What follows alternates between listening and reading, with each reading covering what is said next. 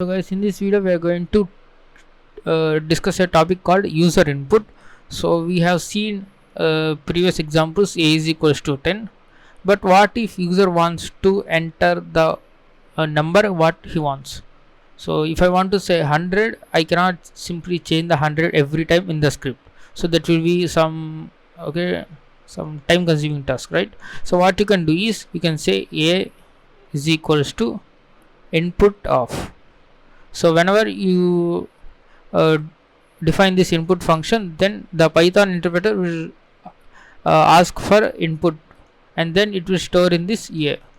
So now let's print A. Now let's run the script. So here my Python script is waiting for my input. So it seems like it has been struck, but it's not.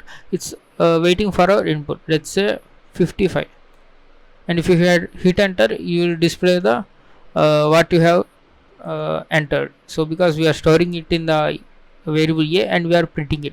So now let's go ahead and type print the type of this A.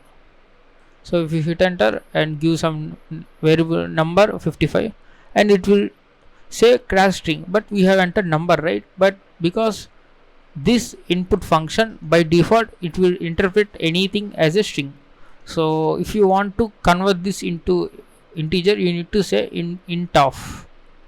So first the input function will ask for the user input. If you type 55, that will be stored as a string, and then this int function will convert the string into the integer.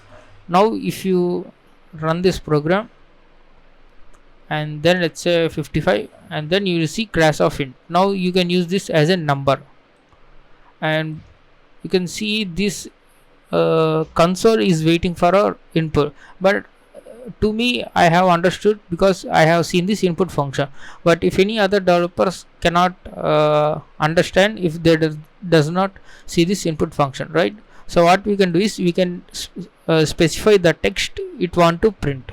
So I want to say enter value of A. If I put semicolon, colon, that will be nice. And now if I run this program, now it will be like a very neat manner, and it's asking for enter value of A and 55. Now the input function will store this 55 as a string, and then this integer function int of will convert that string 55 into number 55. Now I can, as you can see here, we have got the class integer. So this is the basic syntax of this input function. Input, and you take the input as a string and you can convert it to whatever you want. So you can also do it as a float. Say run this program, let's say 4.56. as you can see, class of float. Now let's run this program and give the integer only. Now it will interpret as 5.0. So you can also specify the input of enter your name.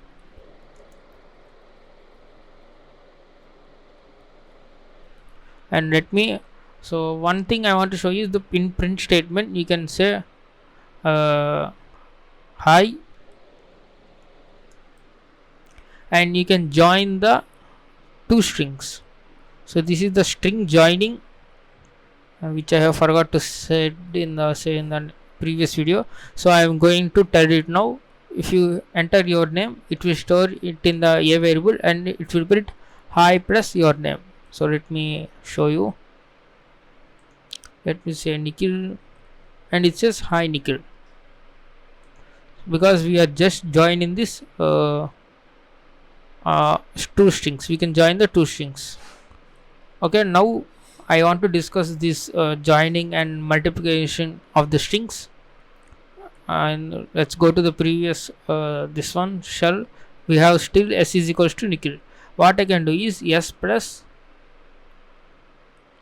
sorry, I can type my first name, that is Nagsai, and then I can just say plus s. So these two strings will get concatenated. Now if I say Nagsai Nikhil, so this how you join two strings using the plus operator. And if I say s into 2, because this is the string, it will be repeated 2 times. So if I hit enter, you can see the string got repeated.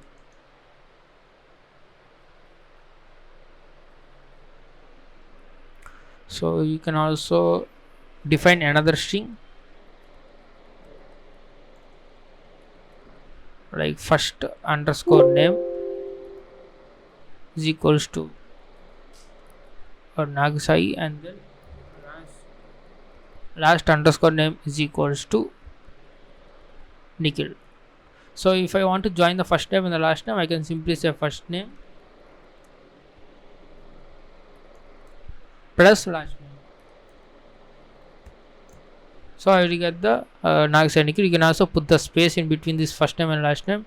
So that's all about the string joining. Now I want to tell another method, that is, okay, I will cover that former method in another video. That will be very useful in the programming purpose, and you don't need to worry about the whether a is string or any other any other data type. So that's all about this input function. This is input is used to take the input from the user. You can also put the int or string or float to convert this input variable into this respective type. So this is called type conversion. So I hope you have understood